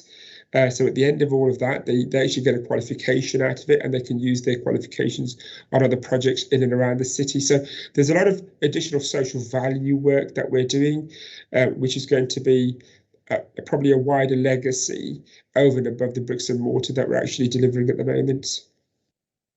Thank you. Thank you very much. Thank you. your questions, Councillor Straker-Wiles, and thank you, Mumtaz and John, for answering the questions from members. Mine it's a sort of a final point, and it's not really a question, possibly a bit of a comment. I just wanted to say that most of the time, my question is usually in relation to legacy. So I normally ask the different directorates and the different officers, what is it that you're doing in relation to legacy? Quite clearly, it's a bit obvious that everything that you've mentioned in your presentation is in relation to legacy, and it is a case of how Birmingham will benefit from having the games post-games, especially in relation to the housing and the residential developments around the area. The only comment I have is, can we get some sort of assurance that during the games, at least, the area around the stadium and around where everything will be happening will not look like a building site? So rather than worrying about what's going to happen afterwards, you've already got that covered. I'm assured that that's going to happen. It's just whilst the games are happening, can you say that people won't be walking into anywhere or walking past anywhere that looks like a building site, please? And then that will be my last sort of comment, and I'll just hand over to Mumtaz to respond. Sorry, John. Oh, was that me? Okay. So we are doing everything within our powers to ensure that the site does not look like a building site as best we can. So the expectation is that most of the buildings would have been completed to the vertical construction. Most of the vertical construction would have been completed by the time we're into games.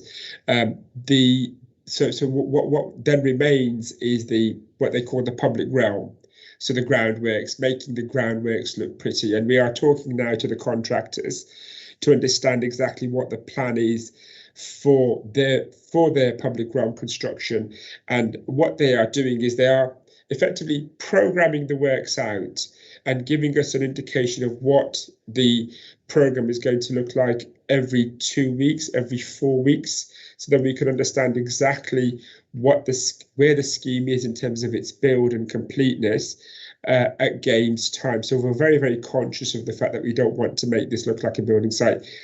The other thing, Chair, that I didn't mention to you is what we're planning to do around plot 10, which is the one plot, if you notice, right to the west of the scheme that aligns with the A34, right opposite One Stop. So we're looking at what we would call a meanwhile use for that. So kind of some pretty cool temporary shipyard containers. We're talking to a few suppliers, bringing in some shipyard containers, putting in some commercials, some food and beverage, some I don't know, outdoor space that can be used, that will be used during games time. And we will then also have our marketing suite for the estate on that space as well.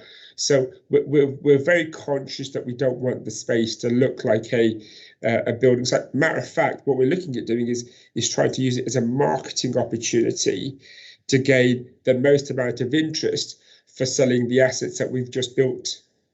Okay, brilliant. That sounds positive, and I'm glad that that everyone's sort of on the same page and you understand where the concerns come from. Absolutely. Brilliant. Thank you.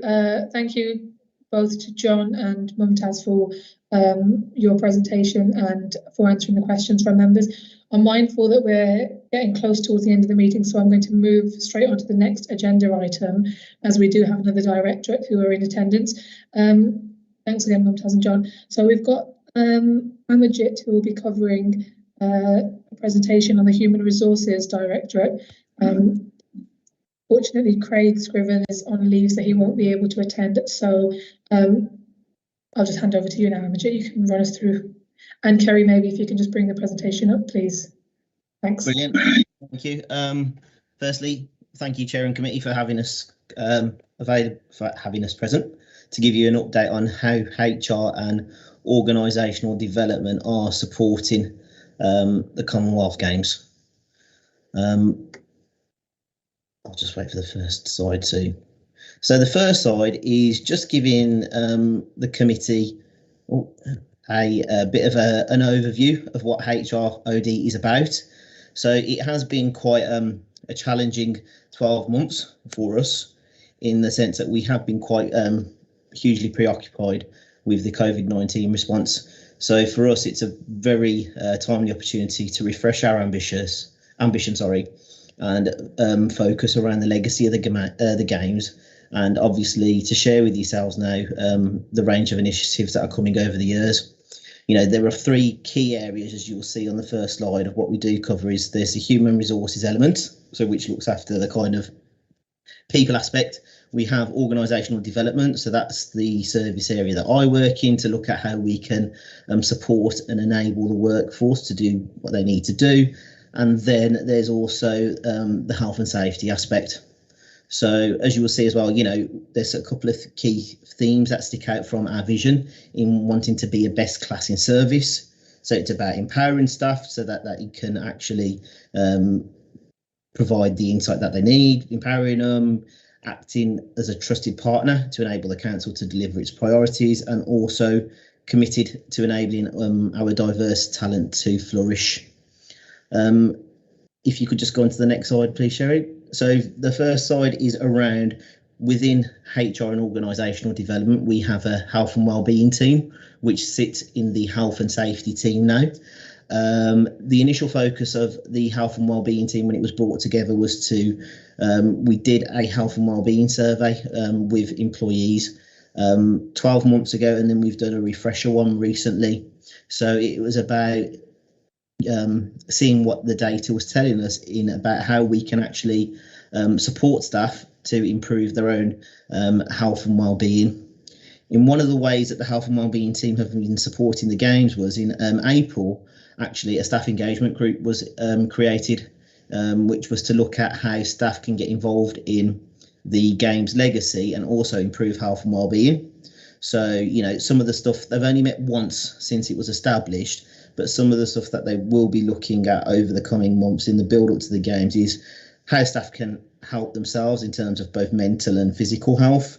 And that might be, you know, competitions that we run up in the games, asking staff to, you know, walk 10,000 steps a day, for example. It could be something like that, which we tie into it. Next slide, please. So another area of we have within HROD is we have a change team. One of the big pieces of work that they're doing, which might have been mentioned earlier in the neighbourhoods update, is that they're actually supporting Darren Share and his team in forward planning of what sort of additional workforce is going to be needed to ensure that the games is, like you mentioned, as clean as possible for the city. And obviously from a HR perspective, that's going to involve a lot of transitional activity, inductions for these members of staff and any training that they might need. But some of the conversations that we are having as part of the legacy is to look at how these roles could potentially lead to further apprenticeship opportunities in the council. So looking at the long-term sustainability of how we could potentially keep these people instead of a short term over a long-term period, and then also how we can maximise our apprenticeship levy in that respects as well. Next slide, please. Members, you might be aware that the council has embarked on a new ways of working programme. So the new ways of working programme is going to is effectively looking at how we're going to be working going forward, you know, making sure that we are being as agile as possible. And how that programme is going to be supporting the games more specifically is obviously because more staff are going to be working agile and from home. That will free capacity in the city, which will in line reduce congestion coming into the city centre in terms of the amount of staff that will be travelling in. Also, though, being having a more kind of agile and flexible approach, it will also give staff the opportunity to actually view and participate in the games, whether that's in the form of volunteering or whether that's in the form of, you know, buying tickets and being able to attend one of the events. But then also as well, being more flexible, it increases the public transport capacity because obviously there'll be less staff coming into the city centre than what there was 12 months ago. Next slide, please. From a human resource aspect, then from the HR element of the Directorate, obviously they're working with management teams across the council to ensure staff receive regular updates about the games. They're providing strategic HR support to make sure that the council delivers on its priority of it being a successful Commonwealth Games. HR are working alongside organisational development colleagues around developing a legacy-focused employee volunteering policy. So looking at how we can actually support staff with who wish to volunteer at the games, and excuse me, and then also making preparations in order to release staff whilst maintaining essential services. So actually having those conversations about what it is an essential service that we need to make sure that we fulfil whilst the games are still going on, and then at the same time thinking about, you know, do we need to look at where staff might be drawn in to support these services to make sure that they continue. Next slide, please. So we also, within the HR organisational development, have a reward and recognition team. So so one of our kind of reward aspects for staff is we have an employee benefit scheme, and as part of that there's opportunities for employees to get discounts for gym memberships, so obviously to promote healthy living in line with the games. We have a cycle to work scheme where employees can have a loan to purchase a brand new cycle, and then it's repaid via their salary. We have joined forces with an organisation called Hustle, which basically enables staff to access different gyms with one single membership. So you could be going to a Pure gym, for example, and then you could also then go to possibly a JD gym. So they kind of work together with the different gym companies, and with this you can access multiple different sites. There's also an organisation called CSSC, which is an organisation for public and civil service workers, which offers an employee reward platform that offers a variety of leisure and sports activities where staff could get discounts from. Also, you know, with the CAS being introduced recently, we have implemented a new car lease scheme. So hopefully if staff do take advantage of that, and they do have to come into the city and back to the office, obviously that will support to improve the air quality for when the games arrives. And then also, kind of mentioned in an earlier slide, we have a flexible working policy. So that will again allow staff to support or attend the games.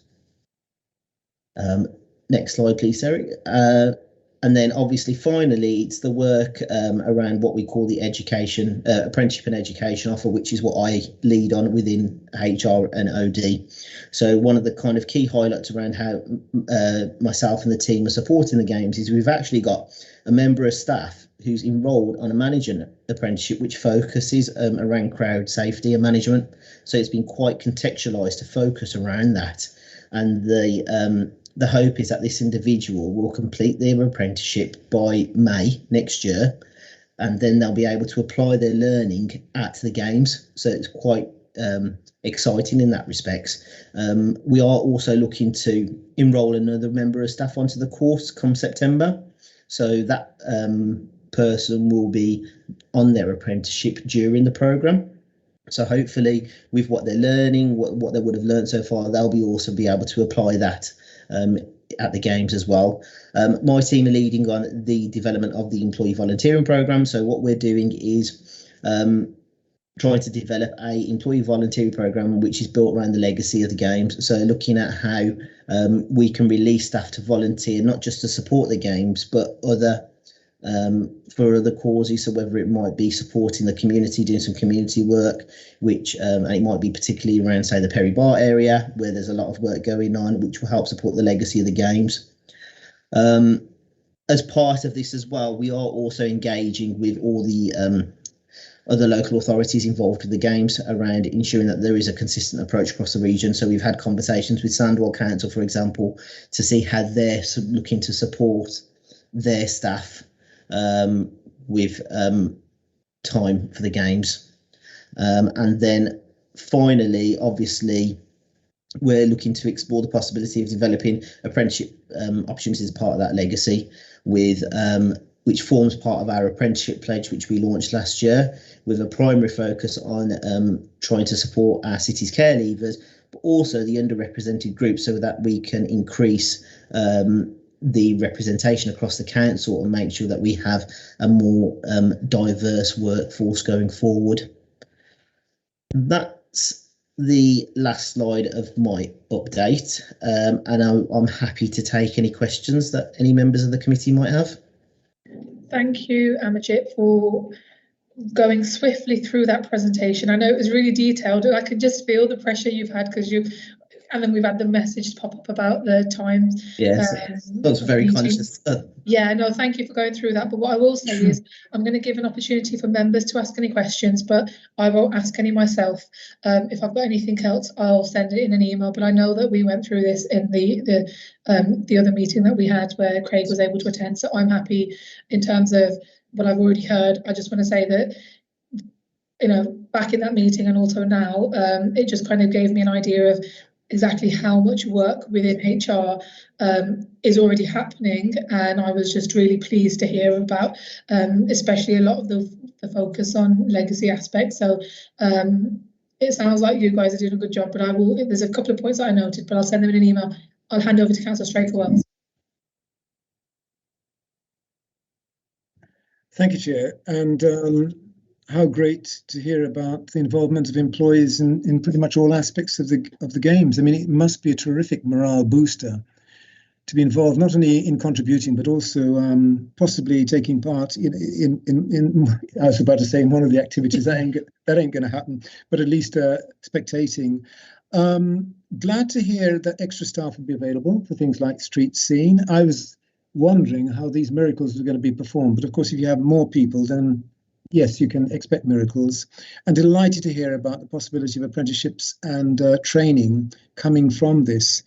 Also, one of the things that really made my week, I can't remember which particular week it was to hear that children in care, and I have a particular interest in children in care, are going to be able to take part as spectators in some shape or form, but also to hear that care leavers are going to be involved in benefiting. So I do feel that it's a terrific boost. I do feel that a lot of thought and effort has gone into invigorating this whole process and getting involvement. But I suppose the only question I still have in my own mind, and I don't even know if you could answer it, what will provide the greatest challenge for staff? You're going to have extra staff, you're going to have extra training, you're going to have extra opportunities, extra volunteering and so on. But are there particular challenges that you feel are going to be presented to staff?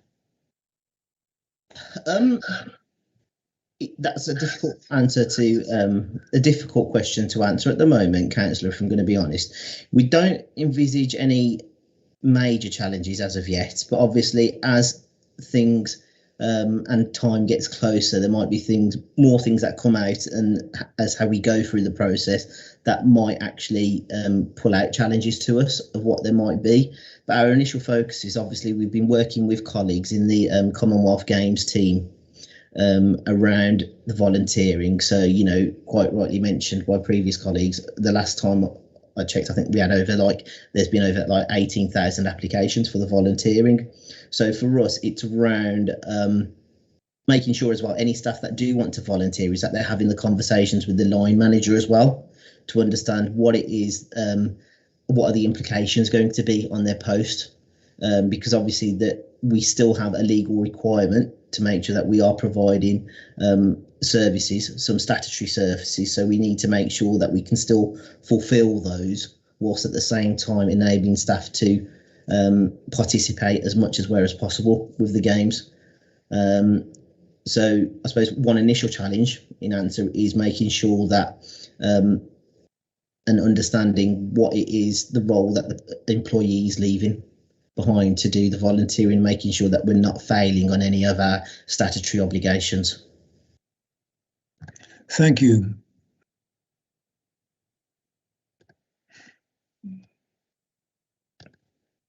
Thank you, Councillor Straker-Wells, for your question. And again, I'd like to just thank you, Amajit, for going through your presentation, given the time constraints. So as I don't have any other indications from members for questions during the meeting, I'll just offer it up again. If anybody does have any questions or any comments that you'd like to make, specifically in relation to the presentation that Amajit has just given us, then you are able to send it in an email to either myself, Amanda, or Kerry, and we'll make sure it goes to Amajit and we'll get the responses from from either Craig or Amajit. So thank you again for attending, and I agree with what Martin has said in the chat. Definitely really inspired, and it looks like you certainly are definitely focused on the legacy aspects, which is something that we were very interested in. So on that note, we will move on to the next agenda item, which is just the work programme. Thanks, Amajit. The work programme is, it says for discussion, but if there's any comments from members, otherwise it's just to note. The only thing I will say is I mentioned briefly earlier that we are looking to arrange a visit for the committee members to go to the stadium and have a look at the developments, both at the stadium and the housing developments. And it will most likely be, Kerry, you can just remind me, first week of September, I think, is the date that we're looking at. You said either the 3rd or the 4th, but you can just give me a nudge and let me know exactly when that is. But either way, that will be circulated to members. But just so you're aware, we do have a visit planned for the committee.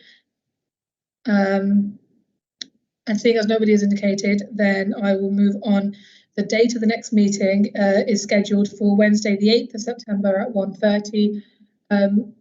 Most likely, possibly, we may be meeting in person by then, but I'm not going to confirm that yet because it just depends on other factors, which is why we ended up having this one informally as well.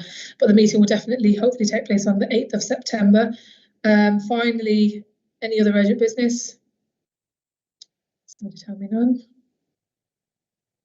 Okay, thank you, everyone. Thank you.